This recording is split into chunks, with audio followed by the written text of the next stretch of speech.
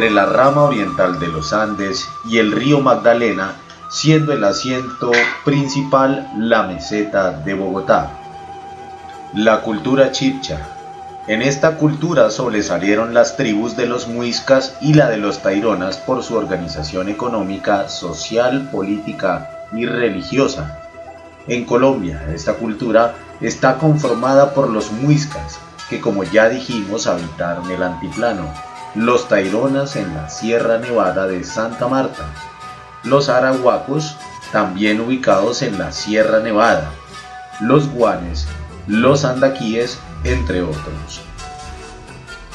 Los chibchas son la cuarta cultura indígena más importante de nuestra América precolombina, después de los incas, mayas y aztecas, que si bien es cierto no habían alcanzado los mismos adelantos, sí estaban próximos a lograrlo cuando llegaron los invasores españoles. Varios factores naturales hicieron que los habitantes de las mesetas del oriente colombiano se vieran obligados a producir sus propios alimentos, lo que pudo ser el motor inicial para el desarrollo de los muiscas, siendo el maíz el producto que determinó las primeras características técnicas de los cultivos chibchas, la base de alimentación y el centro de su cultura. Al ubicarse en territorios ricos y seguros, conformaron pequeños núcleos sociales o aldeas, que el ensanchamiento natural de los círculos sociales conformaron las tribus, todas con características de aldea sin distinción clara de clases. Organización política y sistema social. Estuvieron gobernados por 5 jefes principales de carácter tiránico, 2 de ellos el Zipa o Bogotá, que residía en Muquetá, Bogotá, y el Zaque en Unza, centro de Colombia. Enemigos entre sí dominaron a los demás, dictaban leyes, administraban justicia, comandaban sus ejércitos y eran tan respetados que nadie se atrevía a mirarles el rostro. El Zipa era sucedido por el hijo de la hermana mayor y en su defecto se lo elegía mediante un severo examen. Es probable que cuando llegaron los españoles se tendiese a crear un imperio en torno a Bogotá. El país se encontraba dividido en 2 regiones rivales. En el norte gobernaba un Zaque, en el sur gobernaba un jefe llamado Zipa o Bogotá. En el consejo tribal se discutían las materias graves o de interés general. Sistema social. Las familias se agrupaban en clanes.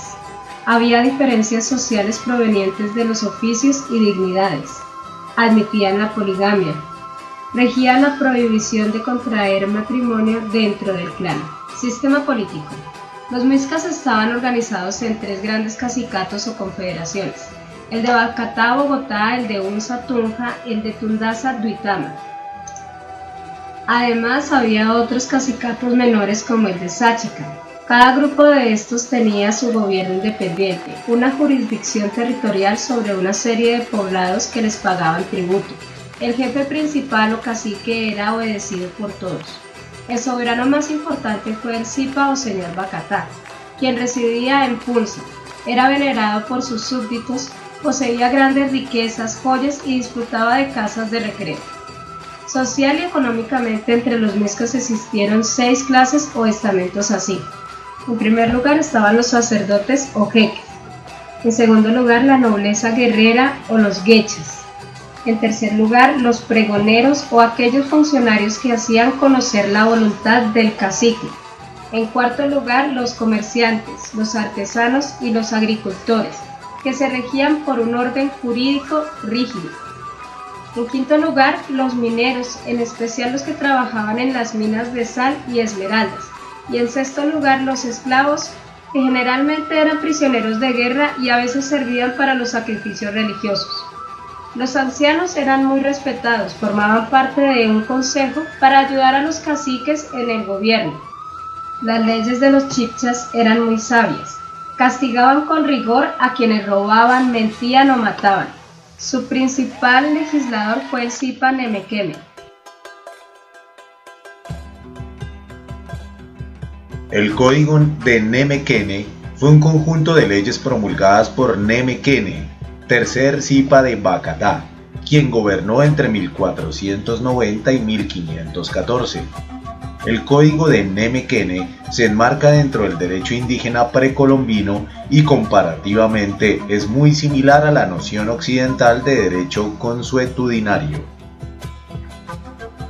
Código Nemequene. Para imponer el orden, la moral, la disciplina, la honradez, la ocupación, la probidad y la autoridad, Nemequene estableció un conjunto de leyes tal vez justa y necesaria por las circunstancias sociales, pero excesiva, inhumana y cruel.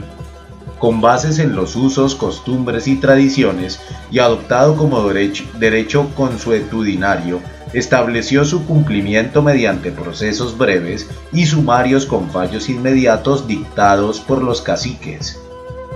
El código legislaba sobre delitos contra el honor sexual con la tipificación de la violencia carnal, el incesto y la sodomía, la propiedad, la sociedad y seguridad del Estado, además de algunas normas sobre el régimen patrimonial de la herencia y una especie de mandamientos o preceptos morales: no seas perezoso, no mientas, no robes, etc.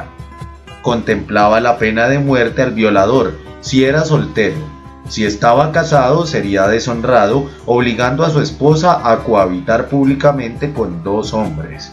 A los incestuosos, según cuenta Fernández de Piedrahíta, si algún hombre cometiese incesto con su madre, hija, hermana o sobrina, fuese metido en un hoyo estrecho lleno de agua y acompañado de sabandijas que le cubriesen con una grande losa, donde pereciese miserablemente, y que la misma pena se ejecutase con las mujeres, para que si el fuego de la lascivia los había obligado a romper los grandes parentescos, se les apagase del incendio con la frialdad del agua y la tierra, y con la losa quedasen sepultados los nombres y memorias de sujetos tan malos. Prohibía el abandono de la esposa. Además, se obligaba al marido a indemnizar a la familia de la mujer si ésta fallecía de parto. Con tizones ardientes enceguecían a los ladrones. El homicida debía pagar con su vida el crimen cometido, aunque fuera perdonado por los deudos de la víctima. Al que se mostraba cobarde en la guerra, se lo obligaba a llevar vestidos de mujer y a ocuparse de los oficios que son propios de ella, por el tiempo que dispusiera el Zipa. A la gente común no le era permitido usar ciertos vestidos ni joyas, con el objeto de evitar el excesivo lujo. En materia de herencias, todas las posesiones materiales que poseía el difunto se podían transmitir por vía materna a sus sucesores de la familia, y si faltaban beneficiarios, pasaban al cacique. A los deudores morosos se les prohibía el uso del fuego. Sistema jurídico. Instituciones jurídico-sociales, clan, gentilicio o tibí, familia, matrimonio, el trabajo constituyen la estructura fundamental del ordenamiento jurídico de su naturaleza comunitaria.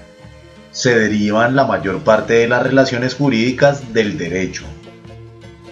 Chibcha incluyen también los estamentos sociales, el derecho premial que darán ciertos privilegios al individuo como protagonista social, mas sin embargo lo comunitario impregnado de lo religioso y ético serían la verdadera respuesta de la estructura social.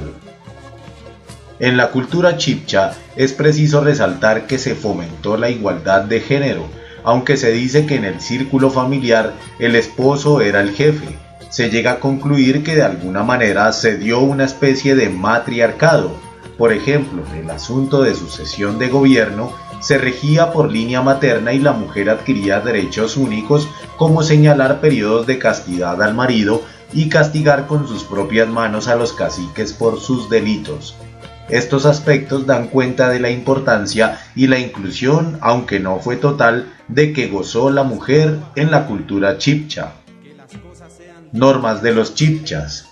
Los chibchas tenían normas que regían su comportamiento y quienes las infringieran recibían fuertes castigos. Entre las principales normas estaban las siguientes: la obediencia a los gobernantes, la realización del culto al sol o a la luna, la defensa de la vida, el culto a los muertos, la obediencia a las personas mayores, la adecuada utilización de los recursos de la naturaleza, el respeto de los bienes ajenos.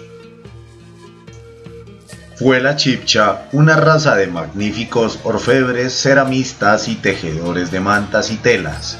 Son bien conocidos sus célebres tunjos o idolillos que confeccionaban mediante una aleación de oro y cobre con predominio de este último metal que se distingue con el nombre de tumbaga, tan empleado en la metalurgia por nuestros artistas aborígenes de tiempos idos. Los chibchas fueron asimismo magníficos ceramistas distinguidos, especialmente por la confección de vistosas tazas y soberbias múcuras. La cerámica chibcha difieren tanto de la correspondiente a otras culturas nuestras, son excelentes orfebres y alfareros de fabulosa creatividad. Este es el legado de la cultura chibcha a nivel artesanal.